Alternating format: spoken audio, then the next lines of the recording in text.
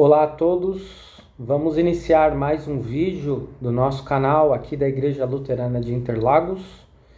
Como iniciamos no último, vocês já sabem, estamos estudando o Catecismo Maior de Lutero, aqui neste nosso projeto Confissões Luteranas para hoje. Essa é a nossa penúltima obra. No último vídeo estudamos a introdução e o prefácio de Lutero e agora vamos dar prosseguimento. Como vocês já sabem, a sequência dos mandamentos, a sequência do catecismo inicia pelos mandamentos. E nós já passamos por todos os mandamentos quando nós estudamos o catecismo menor. No entanto, nós não estudamos com profundidade. E agora o catecismo maior faz exatamente isso. E cada vídeo nós iremos estudar um mandamento daqui para frente. Iniciando então pelo primeiro mandamento, que você já deve ter a dimensão, É o mandamento que nós podemos colocar como mais importante, onde nós lemos lá em Êxodo 20, eu sou o Senhor teu Deus, não terás outros deuses diante de mim. E aí tem a explicação de Lutero. Você pode lembrar da explicação do Catecismo Menor, mas agora nós vamos partir para a explicação do Catecismo Maior. E Lutero começa a sua explicação da seguinte forma: ele questiona o que significa ter um Deus, ou o que é Deus. E a resposta que ele nos traz é a seguinte: Deus designa aquilo de que se deve esperar todo o bem, e em que devemos nos refugiar em todos os apertos. Ter um Deus, portanto, não é outra coisa senão confiar e crer nele de coração. E é interessante que Lutero ele vai fazer uma associação da palavra Deus com a palavra bem ou bom. Porque, claro, Lutero escreve em alemão e bem, bom é gut, e Deus em alemão é Gott. Então ele faz essa associação dizendo: de Deus nós podemos esperar todo o bem e somente dele. De ninguém mais e de nada mais podemos esperar apenas coisas boas. E às vezes a gente até pensa assim, e fala, a gente normalmente recorre a Deus apenas nos apertos, e não devemos recorrer a Deus apenas nos apertos. Mas isso não quer dizer que ele não está disponível para nós nos apertos. E é exatamente isso que Lutero diz. Devemos nos refugiar em todos os apertos. E nós veremos que uma ênfase da explicação no Catecismo Maior será confiar em Deus, crer nele de todo o coração. Na sequência, o próximo destaque é o seguinte: Lutero diz: por isso o sentido deste mandamento é exigir fé genuína e confiança de coração, que vai de forma certeira ao verdadeiro e único Deus, e se apega exclusivamente a ele. Isso é como se Deus dissesse: cuide para que apenas eu seja o seu Deus, e de forma nenhuma procure outro. E nós podemos pensar, esse mandamento não parece ser um mandamento difícil de nós cumprirmos. Esperar somente coisas boas de Deus, confiar nele nos apertos, recorrer somente a ele. O problema é que, volta e meia, nós vamos recorrer a outras coisas e não a Deus. Porque aparentemente Deus, às vezes, pode parecer estar distante. Porque nós queremos as coisas de uma forma imediata. Muitas vezes nós queremos que os nossos desejos, que as nossas necessidades humanas sejam supridas no momento em que queremos.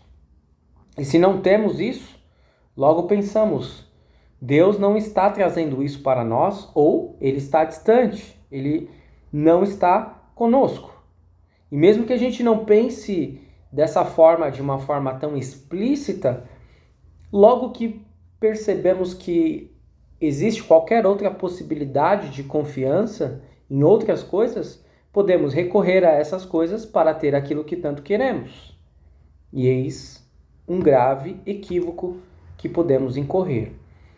Na sequência, nós vamos nos deparar com uma explicação ou de um termo que Lutero vai utilizar que é muito pertinente de nós refletirmos. Ele diz assim: existem muitos que pensam que têm Deus e tudo de que necessitam quando possuem dinheiro e bens. Confiam nisso e se orgulham disso de forma tão inabalável e com tanta certeza que não se interessam por mais nada. Esses também têm um Deus chamado Mammon. Esse nome desse Deus, Mammon, Lutero traz, ele faz uma explicação acerca das pessoas que colocam o dinheiro em primeiro lugar, das pessoas que colocam o dinheiro como seu Deus. E ele escreve, né, Deus de uma forma, não com letra maiúscula, mas com letra minúscula, quando ele se refere ao Deus Mammon. E esse Deus já era tão popular, digamos assim, no século XVI, que foi o período em que Lutero vivia, né, especialmente no auge da sua teologia, no auge do seu trabalho como pastor, pregador, reformador. Mas nós estamos vivendo 500 anos depois e parece que nada mudou, pelo contrário. Isso só se aprofundou, esse problema só foi ampliado. Por quê? Aquilo que eu havia dito antes. Muitas vezes as pessoas querem ter algo e se não tem aquilo, elas, né, recorrem ao que é possível para terem. E o grande Deus que vai propiciar muitas coisas nesse mundo, nessa vida, é exatamente o Deus Mammon, o dinheiro. Só que tudo que existe aqui passa, acaba. E muitas vezes as pessoas vão fazer coisas que nem deveriam fazer para obterem, né, esses desejos supridos. E ele vai dizer na sequência: quem possui dinheiro e bens se sente seguro. Isso é natural, ainda mais no nosso mundo de hoje. As pessoas têm dinheiro, têm bens, né? No nosso país, então, se você tem condições, você vai ter o melhor plano de saúde, você vai ter condições, a melhor escola para os filhos, você vai ter o melhor carro, o melhor imóvel, você vai poder viajar no final do ano, você vai poder escolher para onde você vai, ter as melhores roupas, ir às melhores festas e eventos. E se você não tem, você simplesmente não vai, você não vai ter nada dessas coisas. E assim as pessoas viviam alegres e sem medo, como se estivessem sentadas no meio do paraíso. Por outro lado, quem não tem nada, e aqui é uma explicação interessante que Lutero vai trazer, esse duvida e desespera, como se não tivesse informação alguma a respeito de um Deus. Nós podemos nos enganar achando que o problema do dinheiro está apenas com aqueles que têm dinheiro, quando na realidade o problema do dinheiro muitas vezes também vai estar com quem não tem. As pessoas que adoram o dinheiro como um Deus não são apenas as pessoas abastadas, mas também aquelas que querem ter e não têm, que é o que nós veremos na sequência. E assim também aquele que se orgulha de grande erudição, inteligência, poder, prestígio, família e honra, e nisso põe a sua confiança, esse também tem um Deus. E mais uma vez um Deus de letra minúscula e não maiúscula. Por quê? Porque, como Lutero diz em outra oportunidade, tudo aquilo que prende o teu coração e a tua mente é o teu Deus. Se tudo aquilo que prende o teu coração e a tua mente é o teu Deus, não é apenas o dinheiro que pode se tornar o seu Deus. O poder pode se tornar o seu Deus. A inteligência, a erudição pode se tornar o seu Deus. A sua família, a sua honra. Porque tudo isso se torna idolatria.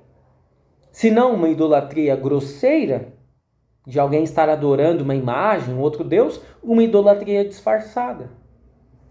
E assim você pode entender com facilidade o que e quanto este mandamento requer, a saber, que todo o coração da pessoa e sua inteira confiança estejam exclusivamente em Deus e em mais ninguém.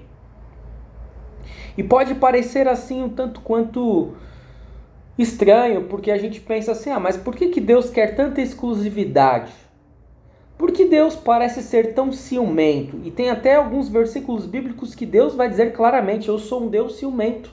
Eu não quero que vocês adorem outros deuses, adorem somente a mim. E algumas pessoas podem achar, mas isso é meio injusto, né? Por quê? Deus quer que só Ele seja adorado. Mas na verdade é porque Deus nos ama tanto, porque Ele sabe que só Ele pode nos dar coisas boas de fato e de verdade. Todas as outras promessas, todos os outros deuses, todas as outras oportunidades que existem nesta vida e neste mundo, até certo ponto vão nos propiciar prazer, alegria, prosperidade. Mas até certo ponto vai ter um limite e logo a coisa acaba. Mas Deus não é assim. Ele quer nos dar algo eterno.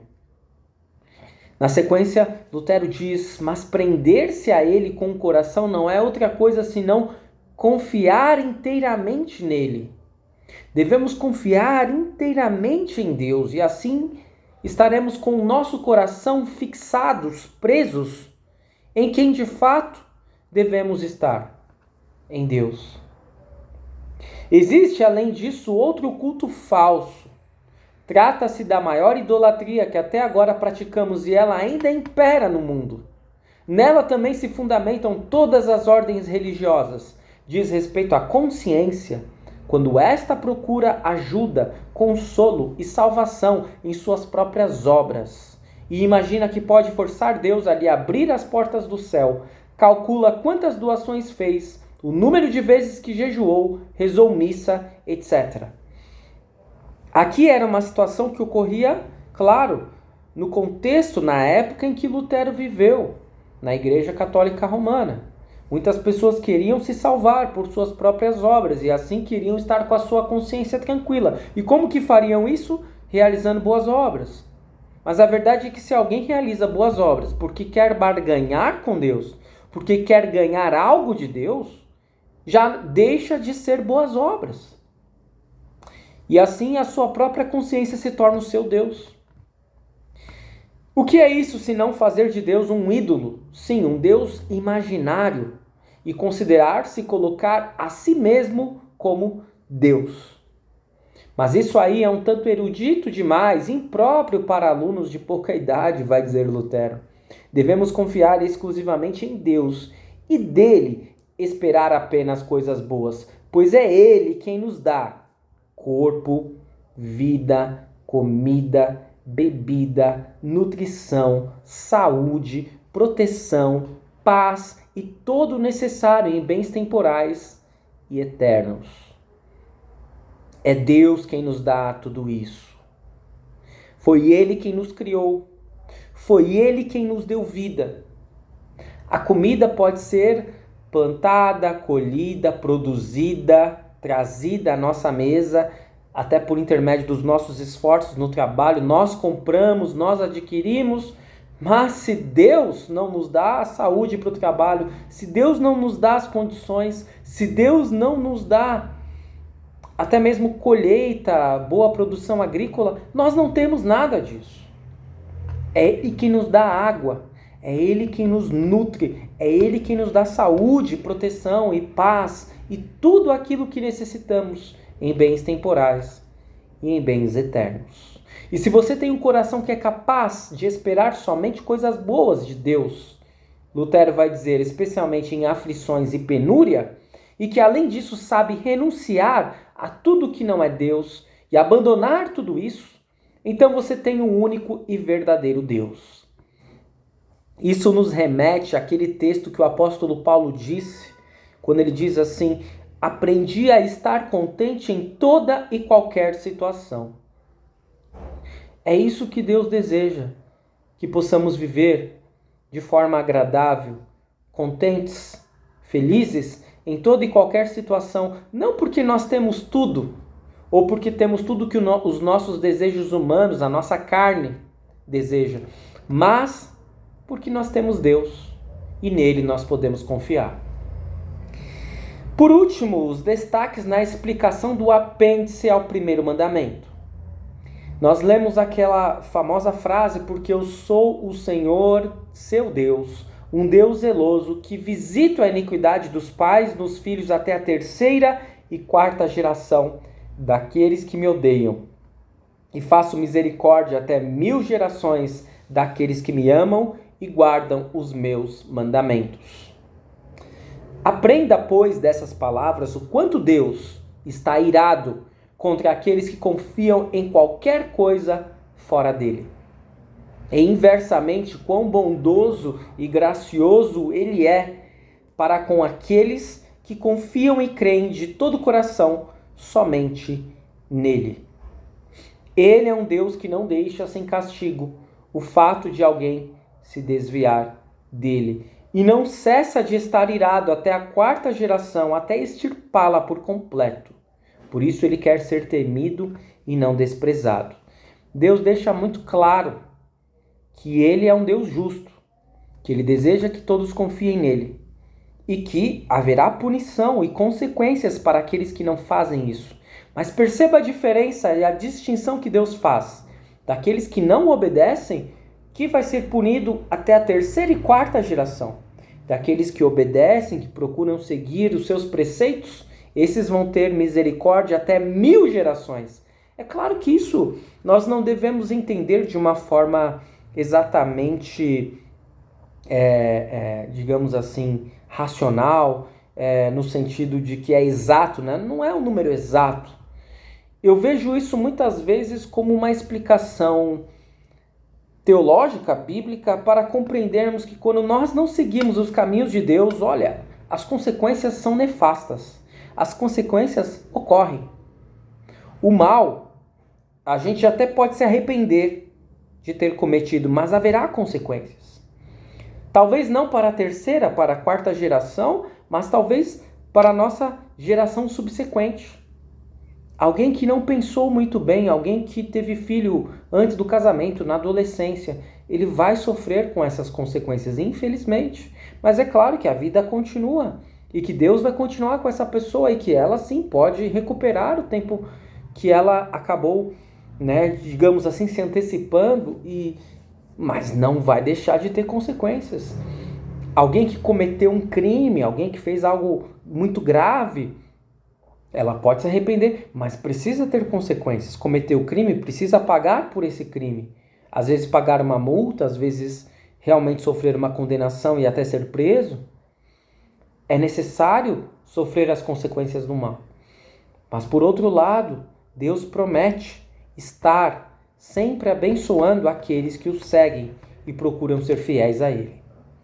Por último, os últimos 3 destaques são os seguintes: que cada um considere isso com seriedade em seu coração, para não acontecer que a gente pense que isso foi falado por um ser humano, pois isso traz a você ou eterna bênção, felicidade e salvação, ou eterna ira, desgraça e pesar. Que mais você poderia ter ou desejar do que ele, tão afetuosamente, prometer que será seu, com tudo que há de bom e que protegerá e ajudará você em todos os apertos? O que nós queremos mais? Às vezes, nesse mundo tão cruel, tão difícil, às vezes a gente fica com receio até de sair de casa, não é mesmo?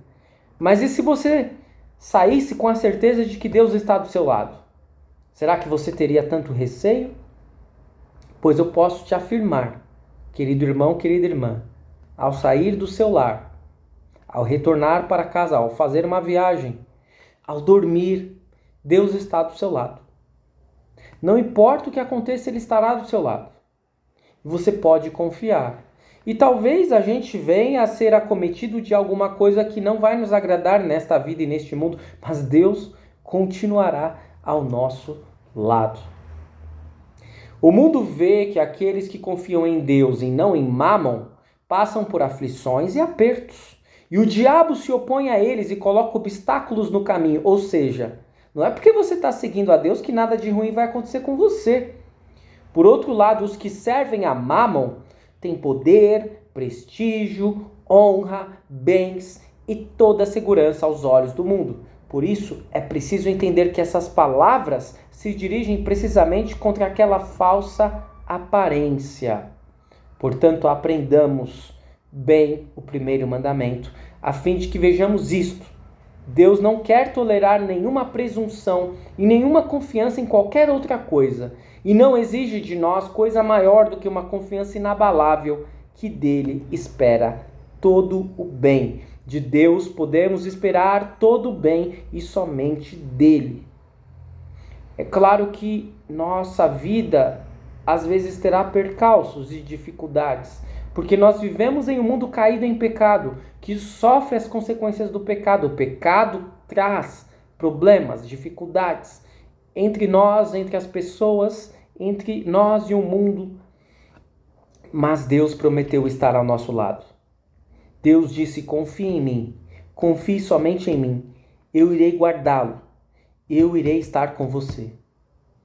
Que nós possamos confiar somente nele, e assim não cairmos em idolatria, e assim vivermos a nossa vida em paz, seguros de que não há nada a temer. Espero que este vídeo tenha sido de proveito para você. Continue seguindo o nosso canal, curta, comente e compartilhe. E até o nosso próximo vídeo. Lembrando que, fazendo ainda uma observação final, as próximas duas semanas não teremos esses vídeos, pois eu sairei de férias, ok? Mas retomaremos. Até a próxima.